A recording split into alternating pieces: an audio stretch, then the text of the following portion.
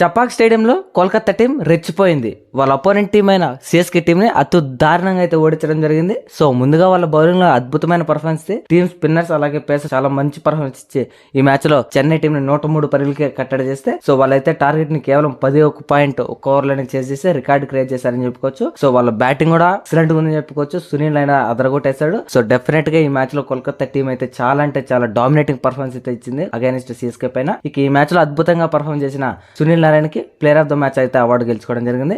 So Kolkata pacers అలాగే spinners excellent perform చేశారు. మీరు చూడొచ్చు వాళ్ళు ప్రతి ఒక్కరు వికెట్ తీశారంటేనే అర్థం చేసుకోవచ్చు. అలాగే డాట్ బాల్స్ కూడా చూడండి ఎన్ని వేశారు. సిఎస్కే బ్యాటింగ్ విషయానికి వస్తే వాళ్ళు ఎక్కడ ఏ ప్లేయర్ కూడా సెటిల్ అయినట్టు అనిపించలేదు.